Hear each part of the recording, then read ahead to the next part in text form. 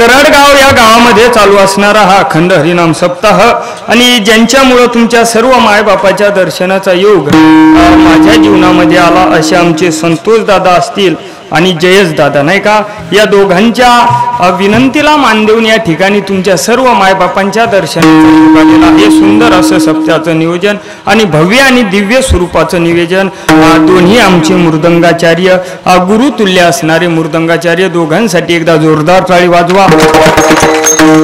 त्यानंतर काय बाबांचं नाव एकनाथ महाराज असतील, आमचे स्वामीजी समाधान महाराज असतील, त्यानंतर शंकर महाराज असतील, बाबाचं नाव लोंढे महाराज, हा साहेब महाराज लोंढे, छबू महाराज राठोड, छबू महाराज राठोड समदे गावातले आमचे दादा असतील, परमेश्वर महाराज असतील, सर्वच विनयकरी बाबा असतील, चोपदार असतील, ताई असतील, ते चोपदार असतील, समदेश तुम्ही माता वर्ग आमचे शूटिंगवाले दादा असतील, माझ्यासोबत आलेले आमचे दोन भाऊ असतील, सर्वांच्या चरणी नतमस्तक होतून शेणकडी वळतो विढाला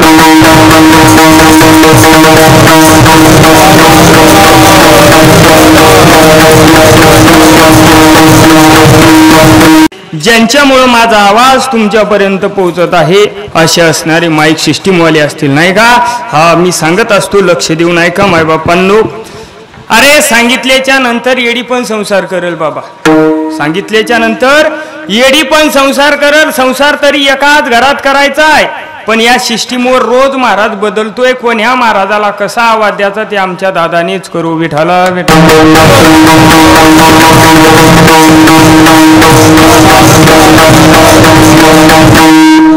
अभंग नाथबाबांचा आहे आणि नाथबाबा या अभंगाच्या माध्यमातून तुम्हा आम्हाला भगवंत प्राप्तीचं साधन सांगतात. का सांगतात हो?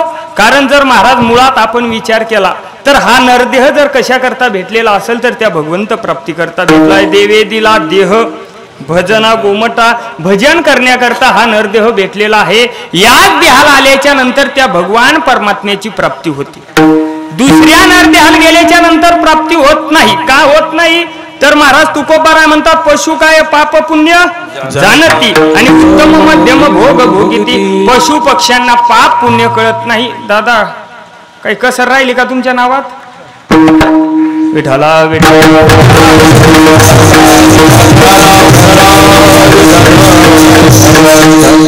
कारण पशु पक्ष्यांना पाप पुण्य कळत नाही. पाप पुण्य जर कोणाला कळत असेल तर तुम्हा आम्हाला कळतंय. म्हणून महाराज नाथ बाबा या अभंगातून भगवंत प्राप्तीचं साधन सांगतात.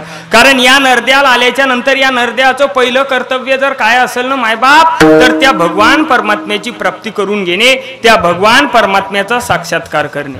आणि जर या नरद्याला आलो आणि या नरदेहाला येऊन जर महाराज आपण त्या भगवंताचा साक्षात्कार करून घेतला नाही तर हा नरदेह व्यर्थ जातोय. कसा जातोय? लक्ष द्या इकडं माया हो. मुली लग्न झाल्यावर कुठं जातात? तुम्ही गेल्याच नाही काय? गावात जमलं काय? कुठं जातात? त्या संन्यासी आहेत काय? माहेराला म्हणा ना, माहेराला कुठं जातात? सासरी जातात. सासरी गेल्याच्या नंतर लक्ष द्या कसा नरदेव व्यर्थ जातो याच्यावर मी बोलत आहे. मायबाप इकडे लक्ष द्या माझ्याकडं. मुलगी लग्न झाल्याच्या नंतर सासरी गेली. सासरी गेल्याच्या नंतर सासर मधले जे काही नातलग होते, सासू असेल, सासरा असेल, देर असेल, जे काही नातलग येत ते समजे बाबा अनुकूल येत. पण ज्या नवऱ्यासाठी आपलं गाव, आपला तालुका, आपला जिल्हा, आपला पोस्ट, आपल्या वडिलाचं नाव, आपला आडनाव, आपला भाऊ, आपली बहीण ज्या नवऱ्यासाठी सोडली, तो नवरा जर चांगलं बोलत नसेल, तो नवरा जर चांगली वागणूक देत नसेल तर त्या मुलीच्या जीवनाला काही अर्थ आहे का? तसं या नरद्याला आल्याच्या नंतर बायको मनासारखी असेल, मुलं मनासारखी असेल, सत्ता असेल, संपत्ती असेल, साऱ्या गोष्टी असतील, पण एकट्या भगवान परमात्म्याची जर कृपा नसेल तर त्या मुलीच्या जीवनाप्रमाणे याही नरद्याला काही किंमत उरत नाही. असं ज्यावेळेस नाथ बाबा सांगत होते त्यावेळेस महाराज काही मंडळी नाथ बाबाकडे जातील. नाथ बाबाला सांगितलं, बाबा तुम्ही सांगितल्याला आम्हाला पटलं. या नरद्याला आल्याच्या नंतर जर काय या नरदेहाचं कर्तव्य असेल तर त्या भगवान परमात्म्याची प्राप्ती करून घेणं या नरदेहाचं कर्तव्य. मग बाबा सांगा ना हो, काय केल्याच्या नंतर त्या भगवंताची प्राप्ती होती? काय केल्याच्या नंतर भगवंताची प्राप्ती होती? नाथ बाबांना सांगितलं त्या भगवंत प्राप्ती करता अनेक साधन आहेत. काय? भगवंत प्राप्ती करता अनेक साधन आहेत. योग आहे, जप आहे, तप आहे, ध्यान आहे, धारणा आहे, अनुष्ठान आहे. हे अनेक साधन त्या भगवंत प्राप्तीची आहेत. त्या महाराज साधकानं, त्या मनुष्यानं नाथ बाबाला प्रश्न केला, नाथ बाबा असे मोघाम साधन सांगू नका. कोणतं साधन केल्याच्या नंतर काय होतंय आणि ते साधन कसं सांगायचं, कसं करायचं, त्याचं चिंतन आम्हाला सांगा. नाथ बाबा म्हणतात, लक्ष देऊन ऐक. योग करायचा असेल तर योग करायला अवघड आहे. योग अवघड आहे. कारण ज्ञानोबराय ज्ञानेश्वरीमध्ये सांगतात, योगाची या वाटा जे निघाले का सुबटा, दया दुखाची शेल वाटा भागाला. पाहे पहा लोहाचे चेने जे बोचरिया पडती खाणे, ते पोट भरणे की प्राणी शुद्धी मनो. ज्ञानोबराय म्हणतात योग अवघडी. जो माणूस योगाच्या वाटेनं निघाला ना मायबाप, त्याला फक्त आणि फक्त दुःखच भोगावं लागतं. ज्ञानोबरायने उदाहरण दिलंय, लक्ष द्या. ज्ञानोबराय म्हणतात, पाहे पहा लोहाचे चेने. हा, चेने म्हणजे काय? फुटाणे फुटाणे फुटाणे भाजल्यावर. आंधी चेने म्हणजे हरभरे. हा, चेने म्हणजे हरभरे. आणि लोह म्हणजे लोखंड. तुम्ही लय जेवून आल्या काय आज? तुम्हाला भाषा कळे ना का माझी? कारण मी लांबचा आहे पा, आहे का नाही? भाषेमध्ये गुरुजी फरक असतो, आहे का नाही? भाषेमध्ये फरक असतो. बघा, आमच्या इकडे जर लोक मेले तर लोक ते जाळतात पा. तुमच्या इकडे जीव गेल्यावर सारखंच आहे मग, आहे का नाही? हा, मग इकडे लक्ष द्या. हा, लोह म्हणजे लोखंड आणि चणे म्हणजे हरभरे. कोण या माणसाला खायला द्यायचे सांगितले ज्ञानोबरायानं? बोचरा. बोचरा म्हणजे कोण? आडनावाचा बोचरा नाही, ज्याच्या मुखात एकही दात नसले नाही. त्याला काय म्हणले ज्ञानोबराय? मी नाही म्हणलो, मला घरी जायचंय. ज्ञानोबराय त्या माणसाला बोचरा म्हणले. त्याला हसू नका, आपलेही दात पडणार आहेत, प्रत्येकाचे दात पडणार आहेत. ज्ञानोबराय त्याला बोचरा म्हणतात. आणि त्या बोचऱ्या माणसाला ज्ञानोबरायानं सांगितलं, ते लोहाचे चेने खायला द्यायचे. त्याचं पोट भरल का मरल? काय होईल? मरल ते नाही का मायबाप? अरे, ज्या माणसाला दात नाही त्या माणसाला जर केळ खायला दिलं तर त्याला केळ खाता येत नाही, त्याचं नाक फटात जातंय. लोहाचे चेने कवा जमतील? त्याला नाही जमणार मायबाप. म्हणून त्यानं सांगितलं, महाराज योग अवघडे, जप ही अवघडे. जप तपानुष्ठान व्यर्थ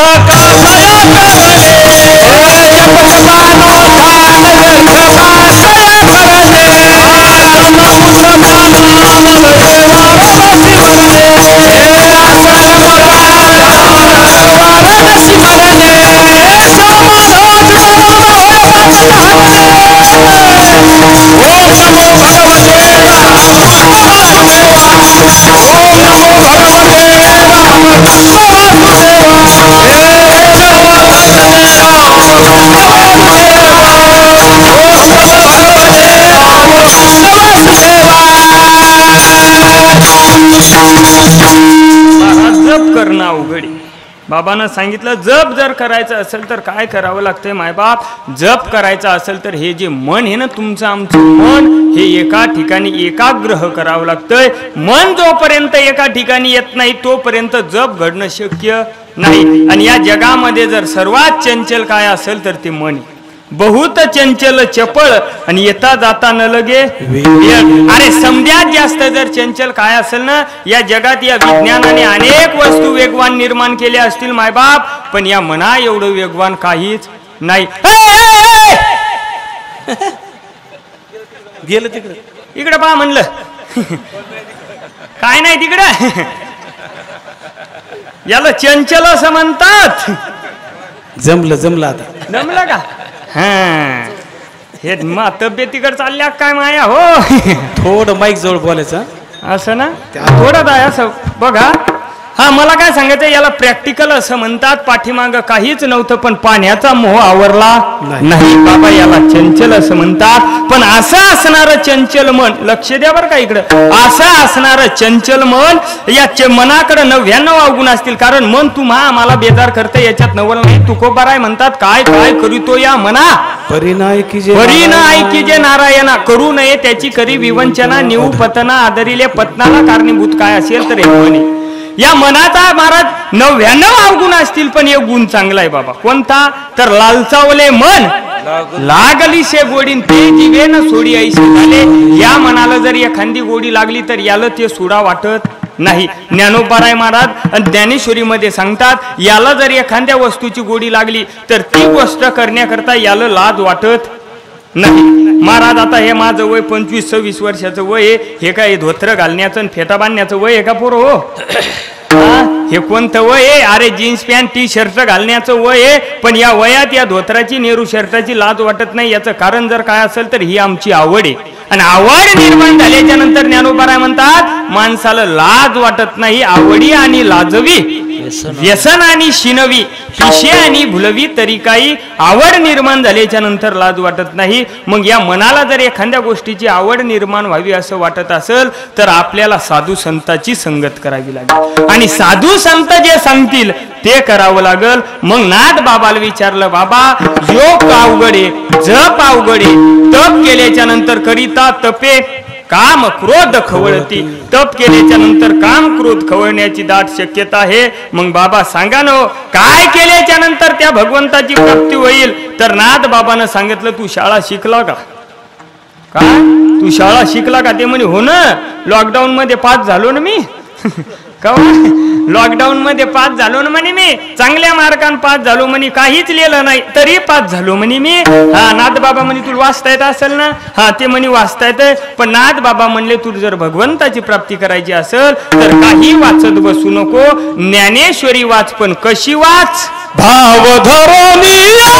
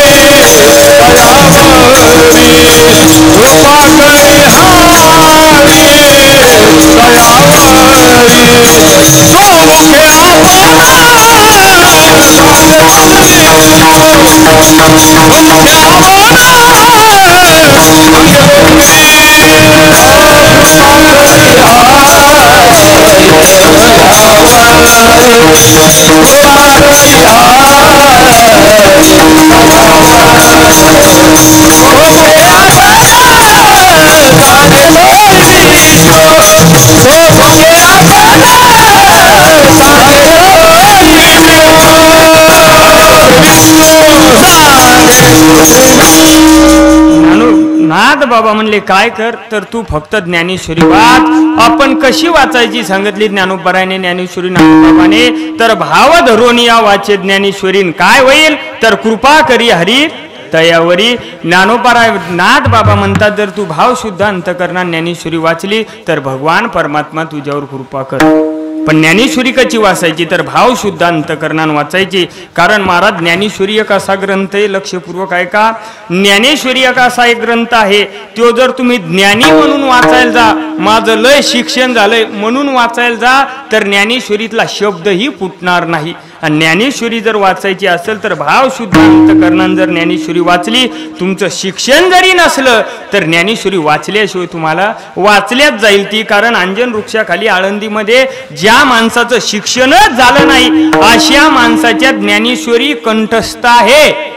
त्याचं कारण जर काय असेल तर भाव शुद्ध अंतकरण आहे. कारण शुद्ध ज्याचा भाव झाला दुरी नाही देव त्याला. भगवान परमात्मा त्याला दूर नसतोय. मायबाप एखादं म्हणाल महाराज ज्ञानेश्वरी वाचण्याचं काम तुमच्यासारख्या महाराजायचं आहे का नाही? ज्ञानेश्वरी वाचण्याचं काम तुमच्यासारख्या महाराजायचं. आम्हाला काय करायचं ज्ञानेश्वरी वाचून? आणि कशाला वाचायची ज्ञानेश्वरी? आम्हाला का कमी येतं काय? आम्हाला 3 भाषा येतात म्हणे. ते किती भाषा येतात? तीन भाषा म्हणलं कोणकोणत्या? ते म्हणे मराठी, इंग्रजी, हिंदी. निम्याराच्या उठवा म्हणे वाचता येतात म्हणे आपल्याला मुखोद्गत येत. अरे तुला तीनच भाषा येतात, माझ्या ज्ञानोबारायला किती भाषा येत होत्या?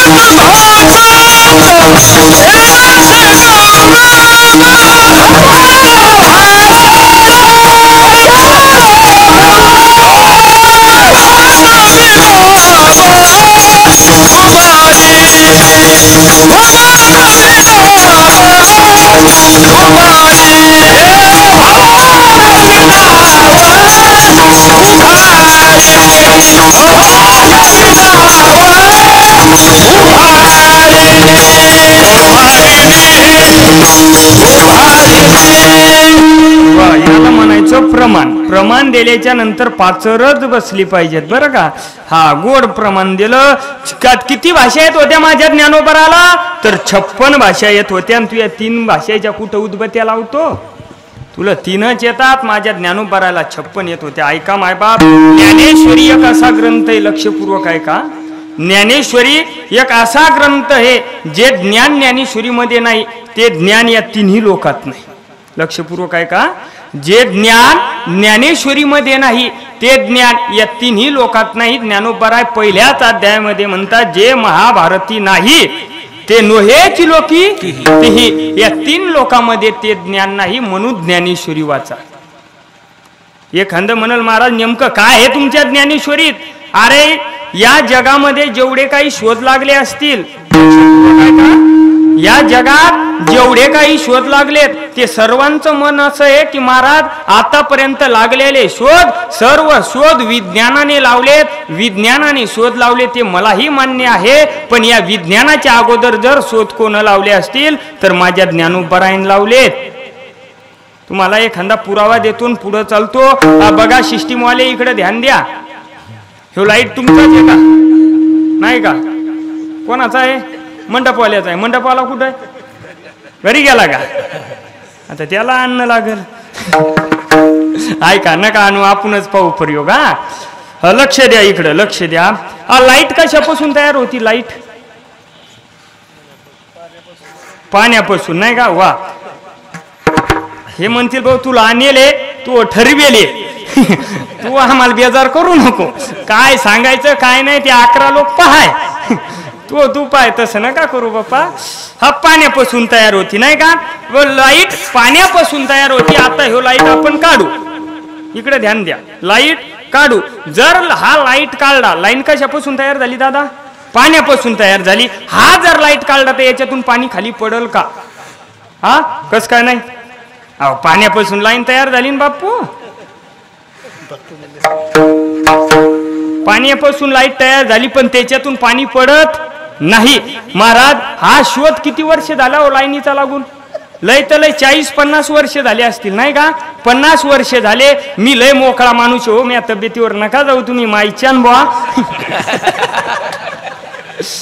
आपल्याकून 100 वर्ष घ्या. हा समाधान बुवा, आपल्याकून 100 वर्ष घ्या. 100 वर्षापूर्वी गुरुजी शोध लागला. मी मोकळ्या मनाचा माणूस आहे, तसा तुम्ही खडूसवाणी नका पाहू म्याकड. 100 वर्षापूर्वी झाला. पण या लाईनीचा शोध लक्षपूर्वक ऐका. अरे या लाईनीचा शोध माझ्या ज्ञानोबरायांनी 750 वर्षापूर्वी लावला. होई ऐका. तया उदकाचे निआवेशे प्रगटित तेज लख लखलखीत दिसे ते विजय माझी असे सलील काही. अरे ज्ञानोबाराय म्हणतात पाण्यापासून लाईट तयार होती पण त्या लाईटीमध्ये पाणी राहत नाही. हा माझ्या ज्ञानोबारायचा शोध आहे. असे अनेक शोध आहेत. आता एक शेतकरी वर्ग एवढा शोध सांगतो पुढचं चिंतन करतो. तुमच्या इकडे ठिंबक सिंचन आहे का तुम्ही समजे कोरडवाहू येत? ठिंबक सिंचन आहे ना? हा, ठिंबक सिंचन निघून किती वर्ष झाले? लय तर लय 40-50 वर्ष, 60 वर्ष झाले. 60 वर्षापूर्वी ठिंबक सिंचन नव्हतं, पण त्याही ठिंबक सिंचनाचा शोध जर कोणा लावला असेल तर माझ्या ज्ञानोबारायन लावला. ज्ञानोबाराय म्हणतात जाणतेने गुरु भजिजे तेने कृत कार्य होईजे जैसे मूळ सिंचन सहजे शाखा पल्लव सिंचन करीता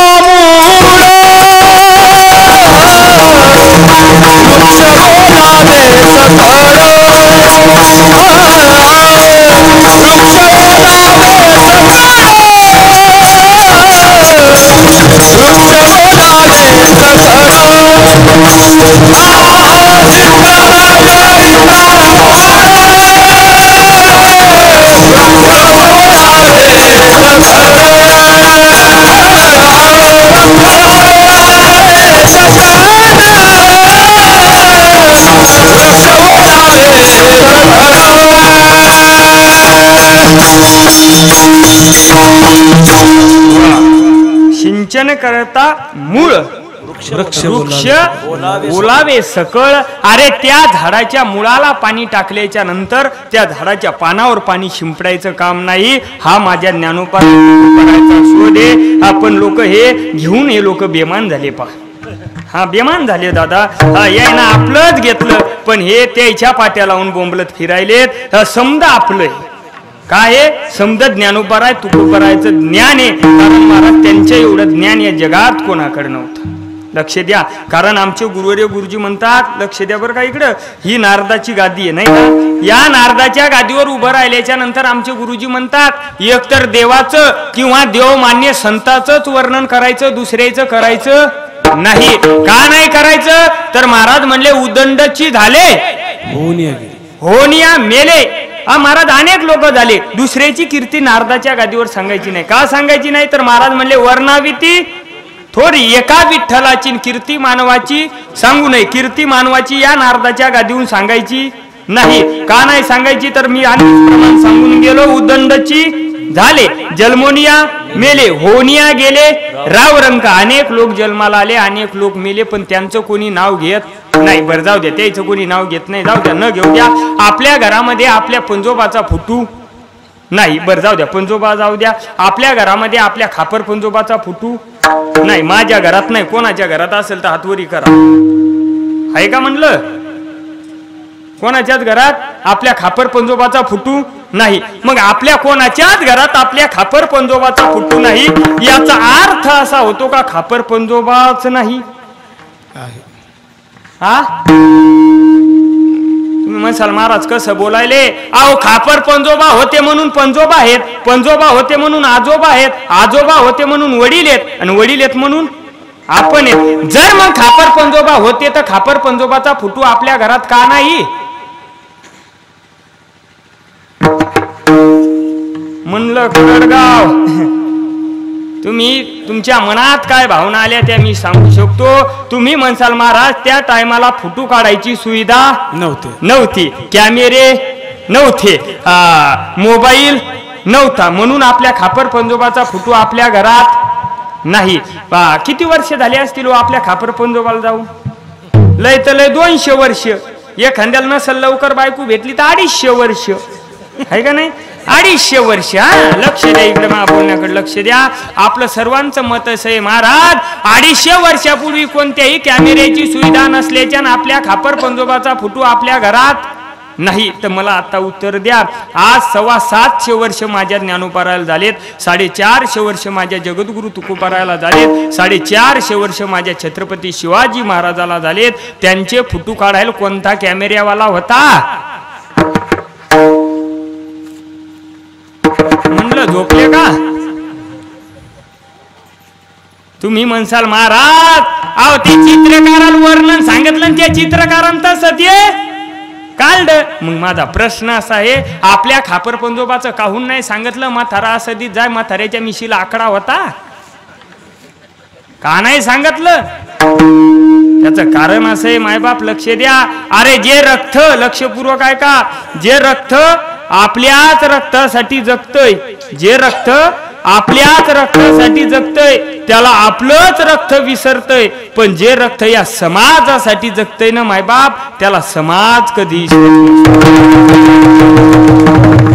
म्हणून जगायचंय ना तर समाजासाठी जगा. तुका म्हणे एका मरणाची सरेन कीर्ती मागे. आपली कीर्ती जर मांग उरावी असं वाटत असेल ना तर महाराज दुसऱ्यासाठी जगा. आणि जो माणूस दुसऱ्यासाठी जगतो तो मरतच नसतोय. अरे मेलेच्या नंतर महाराज तेरवी घालताना लोकांचे भांडणं व्हायलेत. ते म्हणते आंधी वाटण्या करून मग तेरवीचं पा उरलं सुरलं तर महाराज. पण आज 750 वर्ष झाले तरी माझ्या ज्ञानोबराचा समाधी सोहळा होतो. याचं कारण जर काय असेल तर समाजासाठी जगले. जे माणसं समाजासाठी जगतात ना मायबाप, त्याला समाज कधी विसरत नसतो. म्हणून जगायचंय ना तर समाजासाठी जगा. ज्ञानोबराय म्हणतात, नाथ बाबा म्हणतात, जर तुम्ही भाव शुद्ध अंतकरणाने ज्ञानेश्वरी वाचली तर काय होईल, तर भगवान परमात्मा कृपा करल. कृपा हरी दयावरी. भगवान परमात्मा कृपा करल. आणि एकदा का नाही भगवंतानं कृपा केली की दुसऱ्याच्या कृपेची गरज नाही. कारण हरी आला हाता आणि मग कैशी भय चिंता. अरे भगवान परमात्मा एकदा हातात आल्यावर दुसऱ्याची चिंता करायची गरज नाही. बरं तुम्हाला पटन का माया हो, नवरा हातात आल्यावर घरात कोणाला भ्याचं काम आहे का सांगा आता. नवरा जर मुठीत असेल तर सासू काही म्हणत नाही, सासरा काही म्हणत नाही. गुरुजी हा नवरा मुठीत पाहिजेत. नवरा मुठीत असला की सासू बोलू शकत नाही, सासरा बोलू शकत नाही. नवराच ते सासे म्हणजे मायबापाला तोंड देतोय. नवराच म्हणतोय माये तू म्हणशील बर तिला काही माये तू येड्यावानी नको करू, ती नाही झाडं तर मी झाडील. काय म्हणतोय नवरा, माये तू येड्यावानी करशील आणि फसकन काय म्हणशील, ती जाईल बरं लोकांना भेटन तर. देवा देवा करता भेटली आणि तू इचकावशील मग नाही का.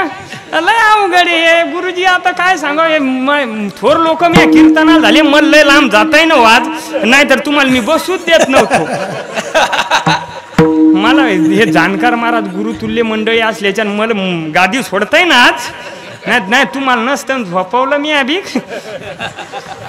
पण ऐका आता तुमची समजेची माफी मागतो. तुमच्याकडे आता मी पाहतच नाही, मला यायच्याकडे पाहू द्या एकदा. थोडी रेंज येऊ द्या मोठी. देऊ का. बर गुरुजी तुमची आज्ञा आता. विठाला विठाला.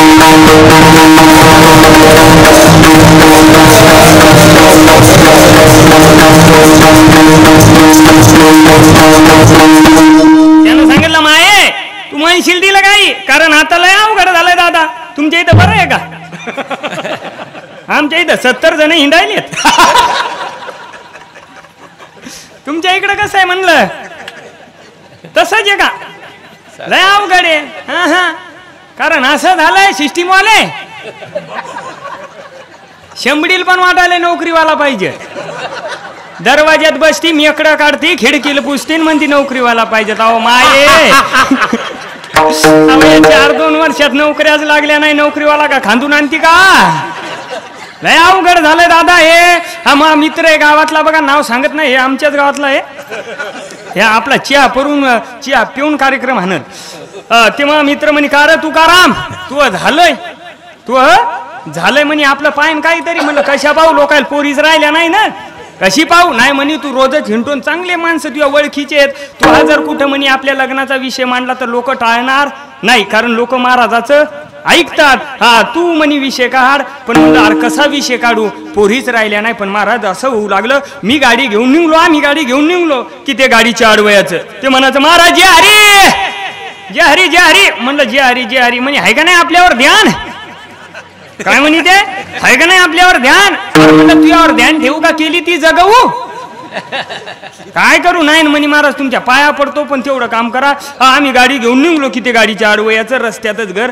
गुरुजी मी त्याला कंटाळल्याच्या नंतर एक दिवस विचार केला, म्हणलं आज जर हे गाडीच्या आडवं आलं तर आज याला सांगायचं मुलगी आहे, पण मुलगी कशी आहे दुसरपर्ण्या गंधर्वाची. गंधर्वाची आहे म्हणलं. गंधर्वाची दुसरपरण्या सांगितली की हो काय म्हणाल जमत नाही, मी लग्नाचा आणि पोरगी दुसरपरण्या हे जमत नाही. हे माझ्या डोक्यात विचार. ते पुढून महाराज गाडी निघलं, ते गाडीच्या आडवा आलं. ते म्हणे महाराज जे हरी आज कुणीकडं म्हणलं आज करडगाव. आज करडगाव म्हणलं संतोष भाऊकड आमच्या.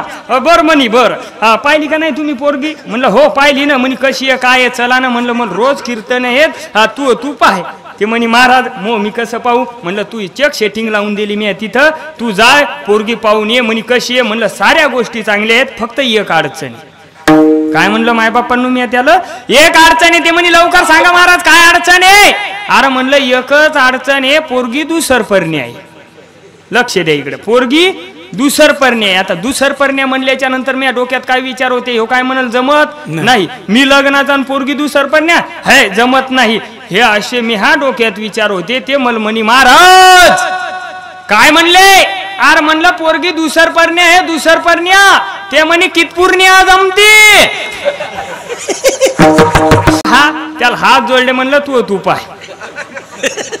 कारण हे सोयरिकीचे काम दादा अवघड आहेत. कारण चांगलं झालं तर लोक नाव सुद्धा घेत नाही, तर वाईट झालं तर म्हणतात त्यानं केलं तू ह्याच पोरील नांदताय ना, आम्ही का तिथं जाऊन नांदाव? काय कराव महाराज? ह्या गोष्टी अवघड आहेत. मला काय सांगायचं, जर नवरा हातात असेल तर घरातलं दुसरं कोणी काहीच बोलू शकत नाही. तसं भगवान परमात्मा जर आपल्या हातात आला तर या जगात आपलं कोणीच वाकडं करू शकत नाही. म्हणून भगवंत आपलासा करा. महाराज तुम्ही म्हणता भगवंत आपलासा करा. भगवंत आपलासा केल्याच्या नंतर साऱ्या गोष्टी होतात. पण काय करावं लागेल? तर महाराज म्हणले तुला जर भगवंत आपलासा करायचा असेल तर ज्ञानेश्वरी वाचावं लागेल. भाव शुद्ध अंतकरणानं ज्ञानेश्वरी वाचावं लागेल. भाव शुद्ध अंतकरणानं ज्ञानेश्वरी वाचल्याच्या नंतर भगवान परमात्मा तुझ्यावर कृपा करेल. पण ज्याला नाथ बाबांनी सांगितलं त्यानं नाथ बाबाला प्रश्न केला, नाथ बाबा तुम्हाला नेमकं हे कोण सांगितलं? सरपंचानं सांगितलं का? आमदारांनी सांगितलं का? खासदारांनी सांगितलं का? मुख्यमंत्र्यांनी सांगितलं? नेमकं कोण सांगितलं? महाराज म्हणजे अभंगाच्या दुसऱ्या चरणात आपण सांगे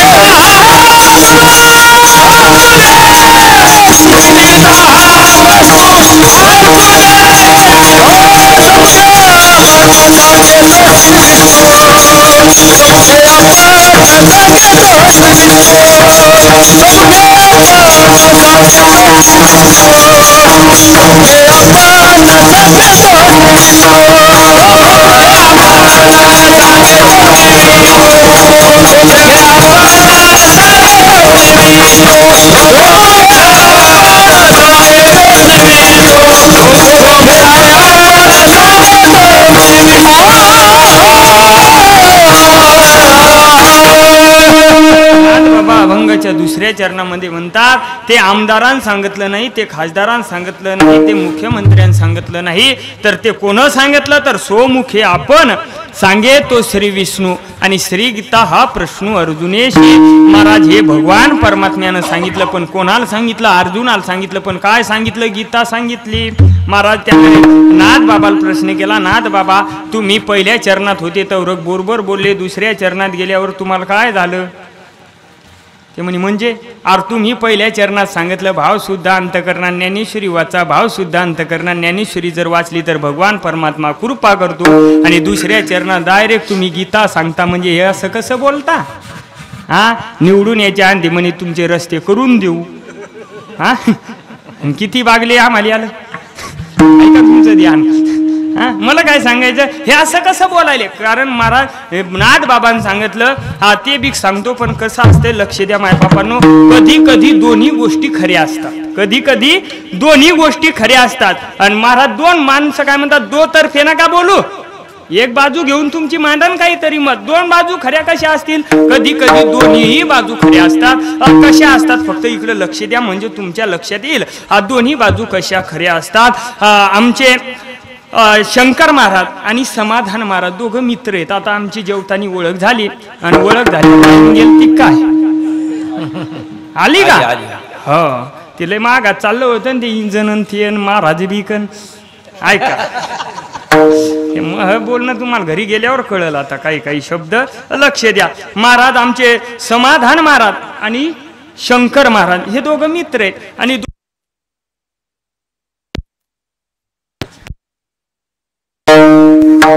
म्हणलं चालल्या बाप्पा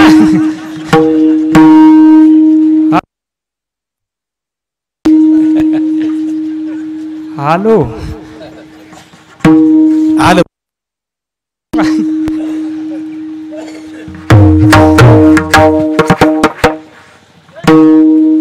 व्होल्टेज कमी पडाल त्याला.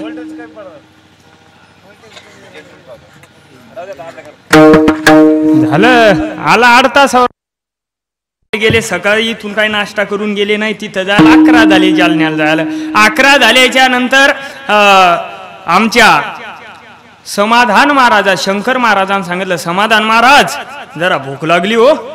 काय म्हणेत महाराज, थोडी भूक लागली. महाराज म्हणले मग आता हे काही इथं सप्ताह थोडाचे म्हणे जालन्यात, भूक लागली तर आपल्याला करडगाव मध्ये जावं लागल. महाराज पण आमचे शंकर महाराजांना सांगितलं नाही महाराज इथं हॉटेल आहे, गरम गरम जिलाबी चालू आहे. काय चालू आहे? गरम गरम जिलाबी चालू आहे. शंकर महाराज म्हणे गरम गरम जिलाबी आहे. महाराज समाधान महाराज म्हणत गरम गरम जिलाबी आहे. तुम्ही म्हणता ते समद खरं आहे, पण आपल्या खिशात पैसे नाही, कारण आणखी काला झाला नाही. काला न झाल्यामुळं आपल्या खिशात सध्या पैसे नाहीत. पण महाराज शंकर महाराज म्हणले पैसे जरी नसतील पण जिलाबी मला खूप आवडती. शंकर महाराज म्हणले मला जिलाबी खूप आवडती. समाधान बुवा म्हणे तुलाच काय आवडती? मला तर लयच आवडती. हा, मला जिलाबी आवडती पण आपल्या खिशात पैसे नाही, तिकडं जायचं नाही. पण आमच्या या माणसाला दम निघणं पा. हे म्हणी जिलाबी तर खाणंच लागते. हे म्हणी जे होईल ते होईल, नंतर खाल्ल्याच्या नंतर पाहून घेऊ. यायला समाधान बुवा म्हणे तुम्हाला याचं का? समाधान बुवा म्हणे आपल्या जो पैसे नाही जिलाबी खायची नाही. ते म्हणे मग तुमचं तुम्ही बाहेर बसा, मी जिलाबी खाऊन येतो. महाराज आमचे शंकर बुवा गेले हॉटेलमध्ये बसले. हॉटेलवाल्याला म्हणे ओ हॉटेलवाले पावशेर जिलाबी आणा. हॉटेलवाल्यानं पावशेर जिलाबी घेतली, शंकर महाराजाच्या समोर दिली आणि शंकर महाराज जिलाबी खात होते. हे समाधान महाराजांना बाहेरून पाहिलं. म्हणे याच्याजवळ तर पैसे नाही, जिलाबी तर गप्पा गप्पा हाणायला. हा, आता होईल काय? पण म्हणे आपल्याला जिलाबी खायची. महाराज मग आमचे समाधान महाराज सन्य महाराज हुशार महात्मे ते लय. ते म्हणे आता आपणही जाऊन जिलाबी खाऊ, म्हणजे आंधी जे व्हायचं ते शंकर महाराजाचं होईल, त्याच्यानंतर आपल्याकडे येईल. हा, नंतर म्हणे आपल्याकडे येणार. ते गेले, त्यानं सांगितलं हॉटेलवाल्याला ओ हॉटेलवाले पावशेर जिलाबी आणा. महाराज हॉटेलवाल्यानं पावशेर जिलाबी समाधान महाराजाला दिली. हा, शंकर महाराजांची जिलाबी खाणं झाली. शंकर महाराजांनी तो कागद असा गुंडाळा आणि फेकून दिला. आणि निघले बघा, हॉटेलच्या बाहेर निघले. हॉटेलच्या बाहेर निघत असताना हॉटेलवाल्यानं आवाज दिला ओ महाराज कुणीकडे चालले? ते म्हणे तुम्हाला माहित नाही का मी कोणतं गाव आपलं करड गावलं म्हणे मी गायल हे तिथं. ते म्हणे तिथं गायाला जा नाही तर कशाला जा. मग पैसे द्या. शंकरबा म्हणे पैसे द्या म्हणजे अहो आंधी पैसे दिले मग जिलाबी घेतली. हॉटेलवाला म्हणे असे लबाड बोल नका ना. हा अहो तुम्ही आंधी जिलाबी घेतली पैसे दिले नाही. शंकरबा म्हणे जरा तोंड सांभाळून बोला. मी अगोदर पैसे दिले मग तुमची जिलाबी घेतली. दोघांचे भांडणं डिकले. पण महाराज समाधान बुवा हुशार माणसं. समाधान बुवा म्हणले आता याच्यात आपली चपाती भाजल्या गेली पाहिजेत है का नाही. आपली चपाती भाजल्या गेली पाहिजेत. समाधान बुवा त्या हॉटेलवाल्याला म्हणे ओ हॉटेलवाले तुम्ही ज्या दोघांच्या नांदात तुमच्या दोघांच्या भांडणाच्या नांदात मी हा पैसे दिलेले विसरसाल बरं. हॉटेलवाला म्हणे नाही नाही महाराज तुम्ही पैसे दिले ते मला माहित आहे ना. जमलो. ते म्हणजे आता बिनविरोध आपली सुटका झाली. ते मस्त जिलाबी चालू केली. या दोघांचे भांडण लगे पेटल्याच्या नंतर महाराज तिथं माणसं जमा झाले. आमच्या दादाचं काय नाव आपल्या गावातले परमेश्वर महाराज. परमेश्वर महाराजांनी इकडे तिकडे पाहिलं आणि आवाज कशाचा येतोय म्हणून परमेश्वर बुवा त्या हॉटेलमध्ये गेले. हॉटेलमध्ये गेल्याच्या नंतर शंकर महाराजाला म्हणे अहो महाराज काय झालं. शंकर महाराज म्हणे पाहणे हॉटेलवाला मी अगोदर पैसे दिले नंतर जिलाबी घेतली. मी 20 रुपयासाठी का लबाड बोलणार आहे का महाराज. आहे मी 20 रुपयासाठी लबाड बोलेल का. हे म्हणे मग म्हणे हे नाही. तो हॉटेलवाला म्हणे भाऊ परमेश्वर भाऊ तुम्हाला मी चांगलं ओळखतो. तुम्ही करडगावचे आहेत ना तुम्हाला मी ओळखतो. या महाराजांना पैसे दिले नाही. महाराज आमचे माणसं म्हणे तुमचे वाद अशान मिटणार नाही. या ठिकाणी कोणी तिसरा माणूस होता का. तिसरा माणूस होता का. ते म्हणे हो ना. समाधान महाराज होते. आणि समाधान महाराजाला बोलवून घ्या. समाधान महाराजाला बोलवलं. समाधान महाराजाला परमेश्वर महाराज म्हणे महाराज सांगा बरं कसं झालं. तर समाधान महाराज म्हणे जो कहूंगा सच कहूंगा झूठ नहीं कहूंगा. जो कहूंगा सच कहूंगा सच के अलावा कुछ नहीं कहूंगा. म्हणे जे काही सांगेल ते खरंच सांगेल. हा गीतेवर हात ठेवून सांगतो म्हणे हा खरंच सांगेल. परमेश्वर बुवा म्हणे शंकर बुवान पैसे दिले का. ते म्हणे जसे पैसे मी हॉटेलवाल्याला दिलेत तसेच पैसे शंकर महाराजांना हॉटेलवाल्याला दिलेत. म्हणजे दोघांनी दिले नाही. कधी कधी अशा दोन्ही गोष्टी खऱ्या असतात. विठ्ठला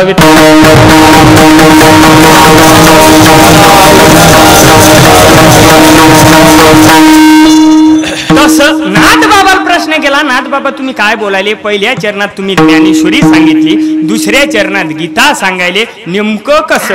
तर नाथबाबा म्हणतात गीता आणि ज्ञानेश्वरी वेगळी नाही. गीतेवरील टीका जर काय असेल तर ज्ञानेश्वरी आहे. कारण गीता का निर्माण झाली लक्षपूर्वक आहे का माय बापांना. गीता का निर्माण झाली. अरे पांडव आणि कौरव हे सख्य चुलत भाऊ आणि भाऊ भाऊ म्हणले किती एकत्र असू द्या किती प्रेमाचे असू द्या एक दिवस वायले निघल्याशिवाय राहत नाही. तसे पांडव आणि कौरव वायले निघणार होते. भगवान श्रीकृष्ण परमात्मा शिष्टाई करण्याकरता कौरवाकडे गेले. कौरवाला सांगितलं अरे दुर्योधना पांडव तुझे भाऊ आहेत त्यांचा अर्ध राज्य त्यांना देऊन टाक. दुर्योधनाने सांगितलं देवा तू पाहुणा आहे चिया घेऊन उठ. तू आमच्या घरात भांड्या करू नको करू. तू नाही महाराज देव म्हणजे अरे तसं नसतंय. ते भाऊ आहेत तुझे. किमान अर्ध राज्य नाही तर किमान 5 गावं 5 भावाल तरी दे. त्यावेळेस दुर्योधनाने सांगितलं असूयेच्या अग्रभागी बसेल एवढी माती सुद्धा मी पांडवांना देणार नाही. त्यांना जर म्हणाव तुम्हाला राज्य पाहिजेत असेल तर आमच्या सोबत युद्ध करा नंतर राज्य घ्या. महाराज भगवंत पांडवाकडे येतात. पांडवाला सांगतात तुम्हाला जर राज्य पाहिजेत असेल तर तुम्हाला कौरवासोबत युद्ध करावं लागेल. महाराज भीमन अर्जुन हे तयारच होते. लगेच कुरुक्षेत्रात आले. युद्धासाठी आले. युद्धासाठी आल्याच्या नंतर भगवान श्रीकृष्ण परमात्मा अर्जुनाच्या रथाचे कोण होते सारथी होते. अर्जुनानं भगवंताला सांगितलं देवा इथं आता आपण कुरुक्षेत्रामध्ये आलोय आणि कुरुक्षेत्रामध्ये आल्याच्या नंतर माझा रथ दोन्ही सैन्याच्या मध्यभागी नेऊन उभा कर. देवान विचारलं कशासाठी. अर्जुनानं सांगितलं येत आले असती आघवे परी कवनेशे मी हा झुंजावे हे रणी लागे पाहावे म्हणून या. इथं समदेत आले पण माझ्या बरोबरीचा कोण आहे हे पाहण्याकरता माझा रथ दोन्ही सैन्याच्या मध्यभागी नेऊन उभा कर.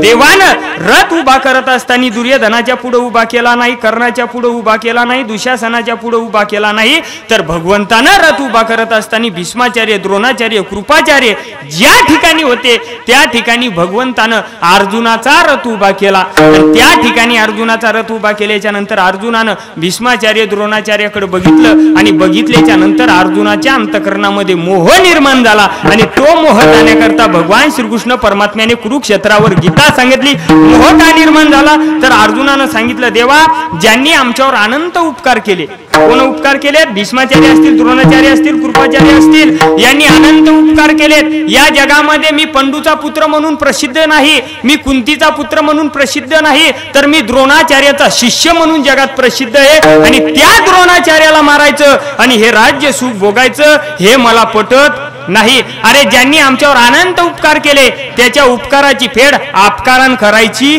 नाही. कारण महाराज त्यावेळेस भगवंत अर्जुन म्हणतोय, देवा मी काय भस्मासूर आहे का? अरे जेथेची कृपा लाईजे वरू तेथेची म्हणी व्यभिचारू. काय मी भस्मासूर? अर्जुन म्हणे मी का तो भस्मासूर आहे का? कोण होता भस्मासूर? एवढं सांगतो मी थांबणार आहे. लक्ष द्या, महादेवाचं ठाणं असल्याच्यानं महादेवाचंच ठाणं आहे ना, त्रिवेणी संगम, म्हणून एवढं दृष्टांत सांगतो आणि थांबणार आहे. लक्ष द्या इकडं. महाराज भस्मासूर कोण होता? लक्ष देऊ नाही का? भगवान शंकर काय लावत होते?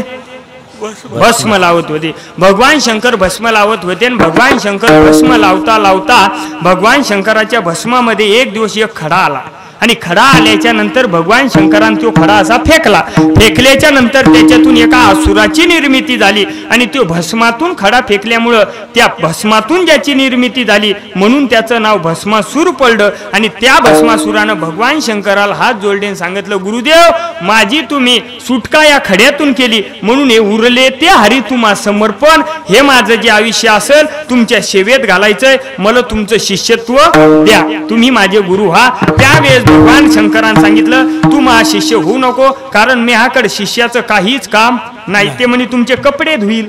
भगवान शंकर म्हणले, मीच कपडे घालत नाही, धुतो काय? ते म्हणे मड झाडील. अरे मी डोंगरावर आहे म्हणे, पाहिलं नाही का किती वाकडा तिकडा रस्ता आहे, मी आलो की आलं. हा म्हणे काहीच नाही. पण हे भस्मासूर म्हणे, गुरुजी तसं नाही, तुम्हाला जर ह्या कोणत्याच गोष्टी लागत नसतील पण एक गोष्ट लागती ती म्हणजे तुम्हाला रोज भस्म लावावं लागते. काय लावावं लागतंय?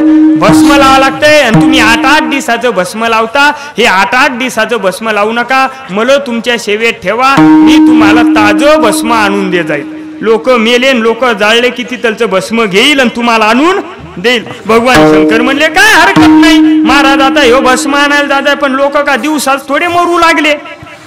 कोणी दुपारा मर जाय, कोणी तिसऱ्या बारा मर जाय, आणि कोणी दुपारा मेलं त्याचे पाहुणे पुणे मुंबईला ते व्यवस्थेवर ते जाळता येत नाही माणूस, नाही का? जाळता येत नव्हतं. इकडे भगवान शंकर स्नान संध्या करायचे, पूजे करता बसायचे, नाश्ता नाही, चहा नाही, जेवण नाही. याला 3-3 वाजू लागले भस्मासुराला घरी याला. भगवान शंकर म्हणले हे गणित जमलं नाही, हे योस्तोर मला नाश्ता नाही, कारण काही नित्य नियमावी ना अन्न खायतो श्वास. भगवान शंकर म्हणले नित्य नियम केल्याशिवाय मी काही खात नाही, आणि हे भस्मासूर भस्म काही टायमावर आणत नाही. मग करायचं काय करायचं? असं ज्या वेळेस ठरवलं ना मायबाप, त्यावेळेस महाराज भस्मासुराने सांगितलं, देवा लोक टायमावर मरणत, आणि जरी मेलं एखाद 2 टायमावर तर लोक म्हणतात त्याचे पाहुणे येऊ द्या. त्या पाहुण्याला याचं तोंड पाहायचं. आता फुटूत पाहता येत नाही का तोंड? हा, पण ते म्हणते तोंड पाहायचं याचं. मग म्हणे याच्यान म्हणे भस्मासूर म्हणे, देवा मला उशीर व्हायला, तुम्ही एक करा, तुमच्या हातात या जगाची सत्ता आहे, मला तुम्ही असा एखादा वर द्या की ज्याच्या डोक्यावर मी हात ठेवील तो माणूस काय झाला पाहिजे? भस्म झाला पाहिजे. भगवान शंकर म्हणले तथा असतो, कारण तिला भोळ दैवत ही. एकदा यानं रावणाला बायको दिली होती, ते म्हणले तथा असतो. महाराज हे गेल्याच्या नंतर भस्मासूर छाती फुगूनच चालू लागला. जो दिसल त्याच्या डोक्यावर हात ठेवू लागला.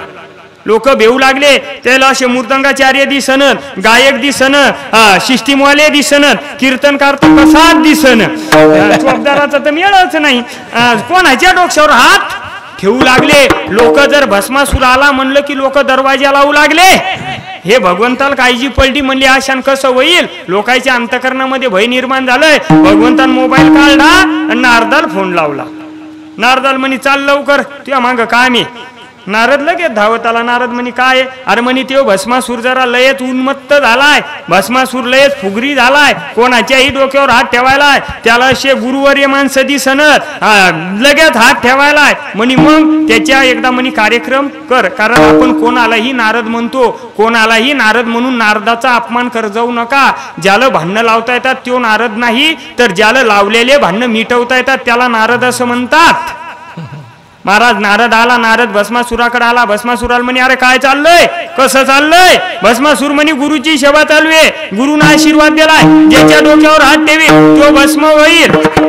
नारद म्हणे कौरक बोंबलत फिरतो असा छाती भुगून सांगायला, हा तुला तू अपमान सांगता यायला? अरे म्हणे कोणाच्या डोक्यावर हात ठेवायला, माता मावल्याला विधवा करायला, लेकरायला अनाथ करायला, कोणाचा सहारा तू नाहीसा करायला, हे पाप कुठं फेडशील? भस्मासूर म्हणजे तुमचं म्हणणं काय आहे मग नारदा? अरे म्हणे येड्यावानी याच्या त्याच्या डोक्यावर हात ठेवायला, लग्नाचं वय झालंय तू, लग्नाचं पाय ना म्हणे, तुळशीचे लग्न झाले. कौरक बोंबलत फिरतो. भस्मासूर म्हणे देवा नारदा तुम्ही सांगता चेक खरं आहे, पण मी मागणं पुढं धुलडा उड, हा इथं चांगल्या चांगल्याच मेळ लागन, मी नावान गुंठा नाही, मला बायको लोक देतील कशी, कशी देतील म्हणे. मग नारद म्हणे मी कशी आले, हा माझ्याकडे लक्ष दे ना म्हणे, मी कशी आले म्हणे सांगा ना. महाराज नारदान सांगितलं तुला भगवान शंकरान काय वर दिलाय? ते म्हणे भगवान शंकरान वर दिलाय, मी ज्याच्या डोक्यावर हात ठेवील तो काय होईल? भस्म होईल. म्हणजे मग याच्या त्याच्या डोक्यावर हात ठेवल्यापेक्षा त्या भगवान शंकराच्या डोक्यावर हात ठेवू ना. भगवान शंकरच भस्म झाले तर पुन्हा भस्म आणायची गरज नाही. भस्मासूर म्हणे बरं ते मला पटलं तुमचं, पण बायको कशी भेटल ते सांगा ना. त्यावेळेस महाराज नारदान सांगितलं या जगात सर्वात सुंदर स्त्री ती म्हणजे पार्वती माता. भगवान शंकरच नसल्यावर कैलासाचं राज्य तुला प्राप्त होईल, आणि पार्वती माता आहे ती तुझी बायको होईल. महाराज माणसाला खोटं लवकर पटतंय, साच कोणाही न पचे, खरं पटत नाही, खोटं माणसाला लवकर पटतंय. भस्मासूर म्हणला जमला आता. बस मग नारद निघून गेले. भस्मासूर वापस आला, रिकामी हाताने आला. असे टेजवर समजा भगवान शंकर बसलेले होते, तिकून भस्मासूर येत होता. भगवंतानं पाहिलं, भगवंत म्हणे यांता आज भस्म आणलंच नाही, रिकामी हातान कस काय आला? महाराज पण भगवंताला सांगायचं काम नाही, न सांगता तुम्हा कळू येते. अंतर भगवंताला कळाला हा जो आपलाच कार्यक्रम करायला आलाय, है का नाही? बच्चो जसा जसा जवळ येऊ लागला भगवंत उठले पळायला डिकली. भगवंत पळायला टिकले. भस्मासूर म्हणे ओ देवा अहो थांबा ना, तुमच्याशी बोलायचंय. भगवान शंकर म्हणले जे काही बोलायचं ते फोनवर बोलायचं म्हणे. आता जवळ नाही, अहो नाही म्हणे, भीतील काना असतात, नाही म्हणे कशाला काना असू दे, फोनवर बोल म्हणे. हा फोनवर भगवान शंकर पुढं, भस्मासूर मांग, दोघं पळत निघले. पळाल्याच्या नंतर भगवान शंकर वैकुंठाच्या रस्त्याने निघले, भस्मासूर मांग. भगवंत देवाकडे गेले, देवाला सांगितलं देवा या संकटातून वाचवा. देवाला सांगितलं भो तू कुटाने करतो, तू पाय, तू नसलेले कुटाने करतो ना आमच्याकडे येतो, तू बोलताना विचार करता येत नाही, बोलून विचारात पडतो म्हणे तू पाय आता म्हणे आम्हाला सांगू नको. महाराज भगवान शंकर शेवटी विष्णूकडे गेले. विष्णूला सांगितलं एवढ्या बार मला याच्यातून सोडवा. विष्णून सांगितलं पुढच्या रूम मध्ये वा, नाश्ता पाणी ठेवलेला आहे तिथं, नाश्ता करा, तेवढं मी आता भस्मासुराकडे पाहतो. त्यावेळेस महाराज विष्णूने मोहिनीचं रूप धारण केलं. कोणाचं रूप धारण केलं? मोहिनीचं रूप धारण केलं. मोहिनीचं रूप धारण केल्याच्या नंतर ज्या रस्त्याने भगवान भस्मासूर येत होता त्या रस्त्याने हार घेऊन मोहिनी उभी राहिली, आणि उभी राहिल्याच्या नंतर भस्मासूर थापा टाकतच येत होता. थापा टाकत येत होता. भस्मासुरान मोहिनी पाहिली, कारण मोहिनी पाहिल्याच्या नंतर चांगला माणूसही मोहून जातोय, त्याला मोहिनी असं म्हणतात. मोहिनी पाहिल्याच्या नंतर भस्मासूर म्हणे जाता जाता व्हॉट्सअप नंबर तरी घेऊ म्हणे, हा नंबर घेऊन तरी पुढे जाऊ. भस्मासूर म्हणे कस काय उभ्या येते तर तुम्हाला गाडी लागणार काय?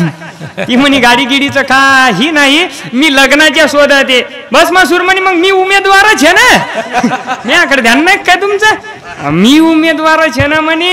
हा कसं आहे? ती म्हणे अशा कोण ह्या उमेदवाराच्या मी गळ्यामध्ये हार घालायला रिकामी नाही म्हणे. मग काय आट आहे तुमची? मोहिनीनं सांगितलं माझ्यासारखं जो नृत्य करल, माझ्यासारखं जो नाचल त्याच्या गळ्यामध्ये मी हार. महाराज भस्मासूर म्हणे गौतमी पाटीलचे क्लासच आपल्याकडे होते. गौतमी पाटील म्हणे पहिल्यापासून माझ्याकडे यायची म्हणे क्लासला, मी आज शिकवली ती म्हणे आता झाली महाराष्ट्रात फेमस, मी पहिल्यापासून मी होतो म्हणे. शाळेतही म्हणे माझाच पहिला नंबर याचा नाही का. ती म्हणे निस्त्या थापा नको, मी जसे नृत्य करेल असं करता येईल का. तो म्हणे लगेच चला म्हणे चालू करा.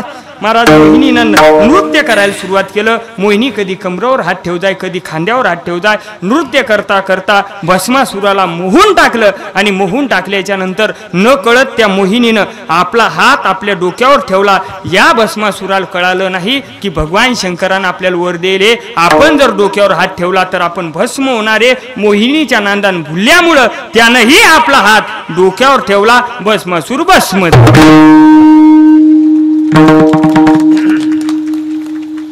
मला सिद्धांत सांगायचा आहे तुम्हाला, आता लक्ष द्या. अरे ज्या भगवान शंकरानं त्याला वर दिला होता की तुला त्रास होऊ नये म्हणून कोणाच्या डोक्यावर हात ठेव तो भस्म होईल, हा भस्मासूर त्या भगवान शंकराच्या डोक्यावर हात ठेवायला गेला. याला भस्मासूर असं म्हणतात. अर्जुन म्हणतोय देवा मी का तसा भस्मासूर आहे का. अरे ज्यांनी माझ्यावर अनंत उपकार केले त्यांनाच मारायचं. देवा हे पटत नाही. म्हणून गीता निर्माण झाली. आणि ती गीता महाराज आळंदीत राहून 4 अन 5 वर्ष राहिली तर फक्त त्याची संता बसती समजत नाही. जर आळंदीत 4 अन 5 वर्ष राहून जर त्याची संतात बसत असेल तर आपल्यासारख्या जनसामान्य माणसाला गीता समजणार नाही. म्हणून त्या गीतेची टीका ज्ञानोबरायने ती ज्ञानेश्वरी सांगितली. कारण ज्ञानोबरायने ज्ञानेश्वरी लिहिलेली नाही. ज्ञानोबरायने ज्ञानेश्वरी सांगितली. सच्चिदानंद बाबा आदरे लेखकू झाला. सच्चिदानंद बाबानं ती लिहिली. म्हणून महाराज म्हणतात ती ज्ञानेश्वरी जर भाव शुद्ध अंतकरणाने वाचली तर भगवान परमात्मा कृपा करतोय. पण ती कृपा करण्याकरता त्या भगवान परमात्म्याचं भजन करावं लागतंय. आपल्याला ते भजन रात्र आणि दिवस होणार नाही. आपण 2च मिनिटं करू. सर्वांनी मोठ्या प्रेमाने हातवरी घ्या. घ्या म्हणलं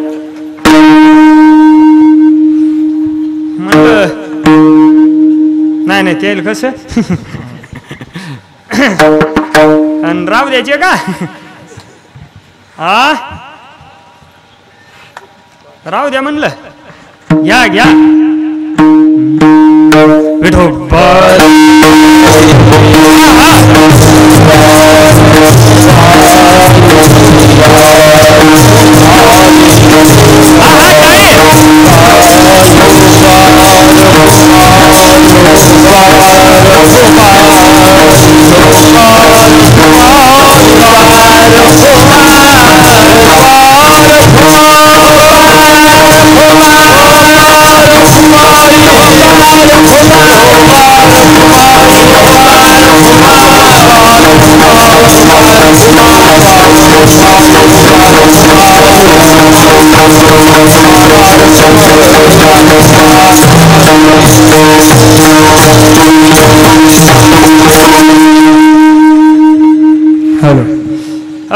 घ्या म्हणलं हात खाली.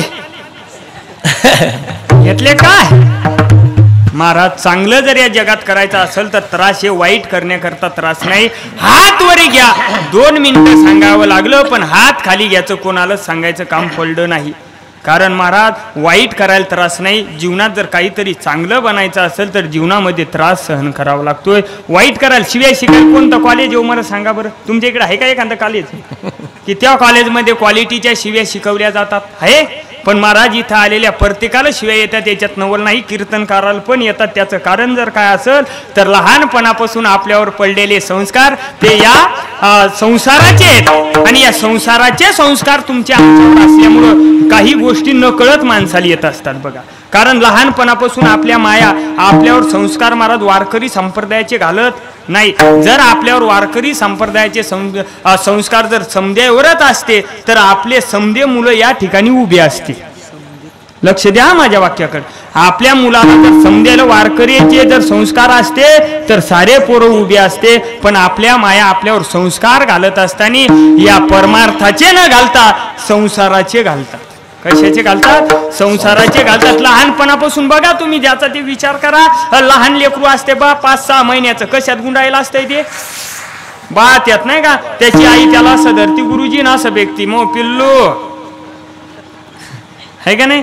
मो सोनं कसं असते. कसं असू द्या ते शेंबडा असू द्या मेंबडा असू द्या ढेरपोटा असू द्या हेकणा असू द्या कसं असू द्या जिचं तिला आवडतंय ती असं व्यक्ती त्याला मो पिल्लू मो सोनं. आणि असं फेकता फेकता त्याला म्हणते बाबू मामाची पोरगी करतो का.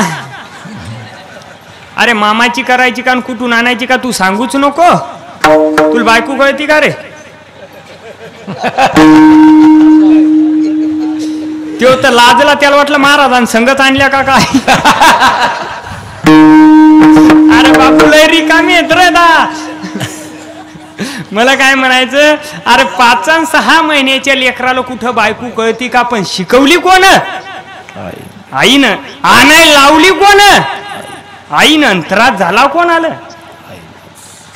असंच असतंय ते. नाही का?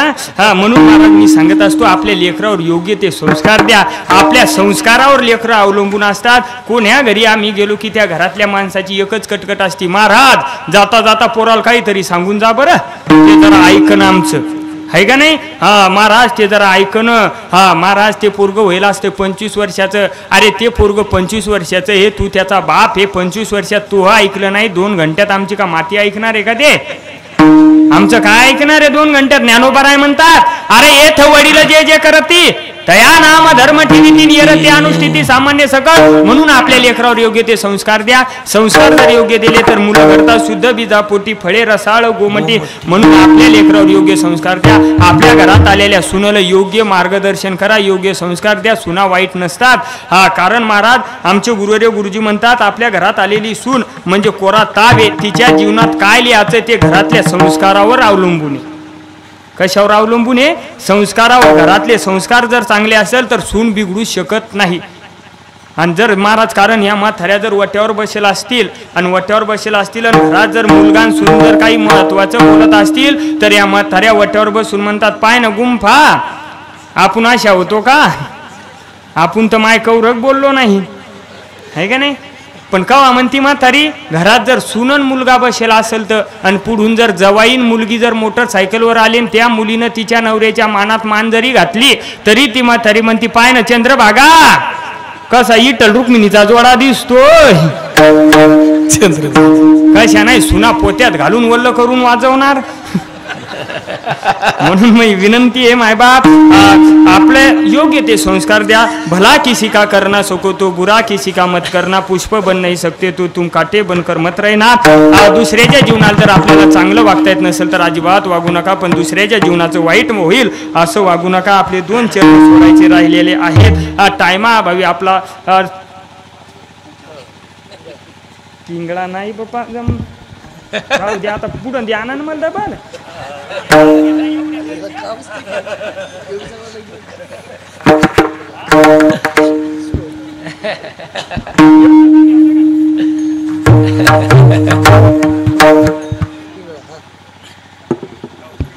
बर बर बर. आता त्या कसं आहे, योग्य संस्कार द्या, कारण योग्य संस्काराची आज गरज आहे. कारण लोक म्हणतात मांजर आडवी गेली तर काम होत नाही. 10 मांजरी आडव्या जाऊ द्या, गॅरंटीन सांगेल काम होतंय. पण एक माणूस जरी आडवा गेला तर सप्ताह बंद पडतोय. मांजरीपेक्षा बेकारावला गेली. म्हणून एक चांगला माणूस व्हायची गरज आहे. म्हणून महाराज साधू संतांनी जे सांगितलं ते ऐका, कारण तेनेच पंथे चालू जाता, न पडे गुंता कोठे काही. मार्ग दावणी गेले आधी, दयानिधी संत ते, त्या वाटेनं चला. आणि जर त्या वाटेनं नाही चालले आणि त्याचं जर नाही ऐकलं तर काय होईल? हे जरी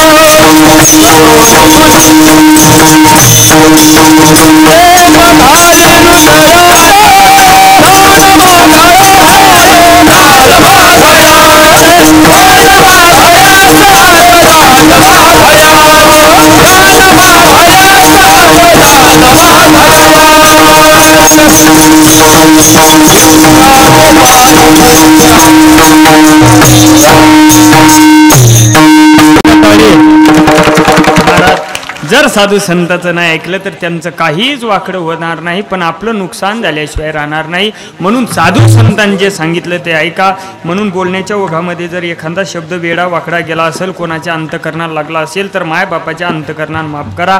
या अभंगाचा भाव असाच असेल असा माझा अजिबात आग्रह नाही. गुरुजीनं शिकवलं तशी तुमच्या मायबापाची कृपा माझ्यावर झाली, त्याप्रमाणे मी बोलण्याचा प्रयत्न केलेला आहे. आणि हे मी आज पहिल्यांदाच तुमच्या गावामध्ये आलेलो आहे. कारण महाराज नवरी नवीनच असली की जरा लाजून भुजूनच चालत असती, आणि एकदा येती जाती झाली की सासूच्या नलडीवर पाय देत असती, बाकी काही नाही, नाही का. म्हणून महाराज येती जाती झाल्यावर पाहू. आज पहिलाच टाईम, पण सर्वच महाराज आमच्या संतोष दादामुळे आणि सतीश महाराज डोईफळे यांच्यामुळे माझा तुमच्या गावामध्ये येण्याचा प्रसंग आला. मी सांगत असतो मायबाप, आपण हिंदू धर्मामध्ये जन्माला आलो. हिंदू धर्माचं दैवत गाय वाचली पाहिजेत. गाय जर वाचली तर देश वाचल, नाहीतर देश महाराज देशात नष्ट व्हायला टाइम लागणार नाही. कारण शास्त्र सांगतंय, जे देशी गोहत्या घडे ते देशी पर्जन्य न पडे. ज्या देशात गोहत्या घडती ना त्या देशामध्ये पाऊस पडत नसतोय. म्हणून गाय वाचली पाहिजे. तुम्ही म्हणसाल महाराज तुम्ही निष्ठे नारदाच्या गादीवर कंबर बांधूनच सांगता का, तुम्ही काय करता. तर महाराज आमची सुद्धा गोशाळा आहे, आमची ट्रस्ट गोशाळा आहे. सर्व गोष्टी त्या ठिकाणी की ज्या गायी धड भाकड न पाहे, की ज्या गायीला कोणी सांभाळत नाही अशा गायी दुधागी द्यायच्या नसतात. पण जिला ज्याला नाही कोणी त्याला गोशाळा. म्हणून मला काय सांगायचं, प्रत्येकानं गाय सांभाळावी अशी विनंती. आणि खरंच जर महाराज बोलण्याच्या ओघामध्ये खरंच जर काही चुकलं असेल तर मायबापाच्या अंतकरणानं माफ करा असं सांगू लागलो. एक म्हणे कौरक सांगतो, हा 2च घंटे बोलला म्हणे तू, आणि 2 घंट्यात 3दा सांगायला मोह चुकला असेल का, मोह चुकला असेल का 2 घंट्यात. आर म्हणे आमच्या गावातलं एक म्हातारा 85 वर्षाचं झालं, आणखी चुकलं नाही, आणखी चुकलं नाही, याच्यात नवल नाही. बायकुल सुद्धा एका शब्दान चुकवलं नाही. आमच्या पवन भाऊल म्हणलं चला त्याचं दर्शन घेऊ. त्याचं दर्शन घेतलं, दर्शन घेतल्यावर कळालं ते मुक होतं. म्हणून असे मुके कधी चुकत नसतात. खरंच जर काही चुकलं असेल तर माय बापाच्या अंतकरणानं माफ करा. ज्ञानेश्वर